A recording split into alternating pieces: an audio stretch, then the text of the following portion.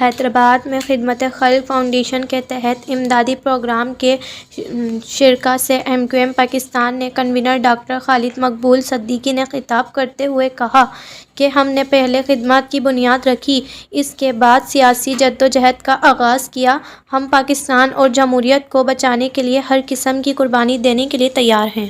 آج بھی خدمت خلق فاؤنڈیشن حیدرآباد اور ایم کیو ایم حیدرآباد نے مل کر اتنی بڑی تعداد میں یہاں کے مستحقین کے لیے امداد جمع کی ہے، کیونکہ یہ ان کے فرض میں شامل ہے۔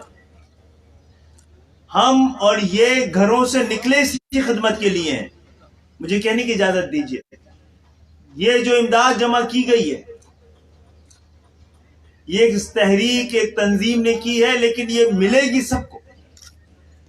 اس پہ کسی زبان کا نام نہیں ہے، کسی قوم کا نام نہیں ہے، اس پہ کسی ایک کا حق نہیں ہے۔ یہ پاکستان کی تمام ضرورت مند جو اس شہر میں رہتے ہیں، چاہے کوئی بھی زبان بولتے ہوں، انشاءاللہ تعالی یہ امداد ان کے گھروں تک پہنچے گی، ان کی عزت نفس کو متاثر کیے بغیر۔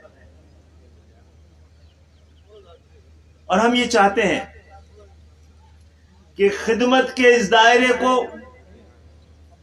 حیدرآباد، کراچی، میرپور خاص، نواب شاہ، سکر، ٹنڈو الیا، ٹنڈو جام سے پھیلا کر پورے سندھ تک اور پورے سندھ کے بعد پورے پاکستان تک پہنچا سکے۔ اور ہم نے کسی حد تک کر بھی لیا تھا۔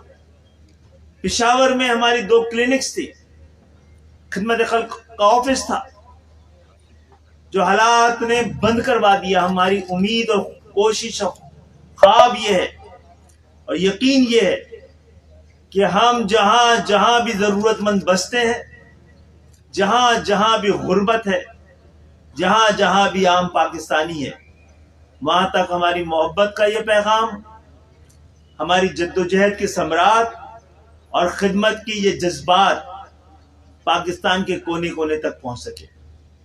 میں آج کے اس پروگرام میں، جس کا مقصد محض خدمت ہے اور ثواب کمانا ہے، کوئی سیاسی گفتگو کر